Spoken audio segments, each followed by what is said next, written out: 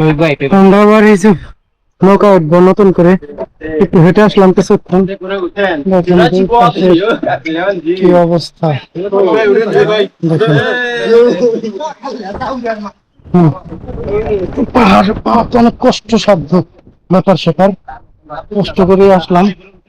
যখন আমরা আস্তে করে উঠবো, উঠে আমরা যাবো, যে দেখেন শুধু পাথর আর পাথর, পাথর আর পাথর, অন্য কিছু নাই। আমি বেঁচে পড়বো কেন জানি না, দেখা যাক কি হয় শেষ পর্যন্ত।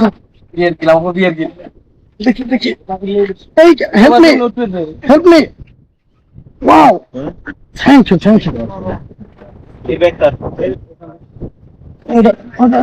এখন আমাদের এখানে গাইড দেবা দিচ্ছে, গাইড বলতে গাইড মাইড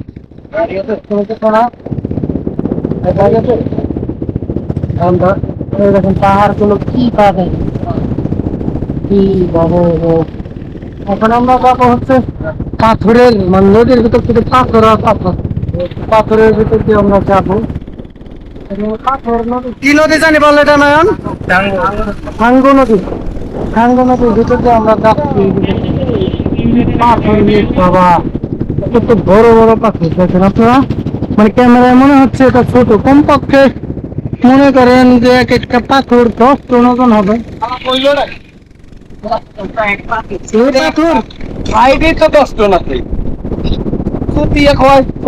সরি সময় তো গায়ে, সরি নয়ন যেটা বলছে যে বড় যেগুলো এগুলো কমপক্ষে 15-20 টন।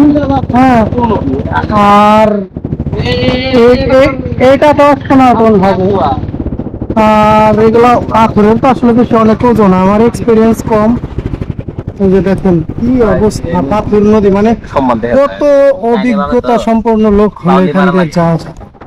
এটা তো কমপক্ষে 50 টন হবে। এই যে এটা কি একটা অবস্থা বাবা, একটা টাকের ওজন করতো কত, 5 টন 7 টন, এর মাত্র 50 টনের কথা কষ্ট। টাকের ওজন না, টাকের মাল নাই তার ওজন। হ্যাঁ তাইলে ধ্যান জাম করো না, উল্টা পাল্টা কথা বলো।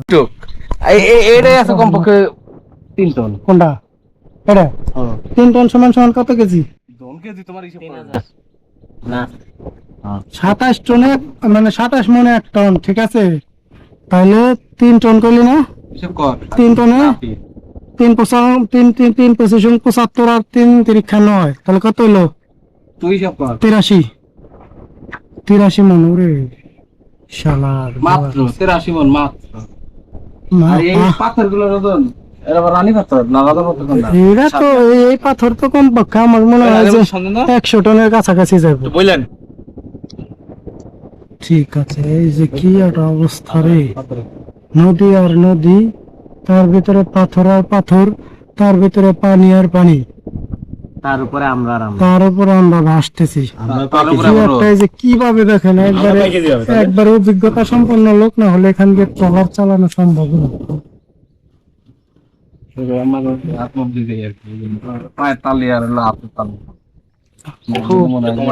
অনেক কিছু দেখলাম।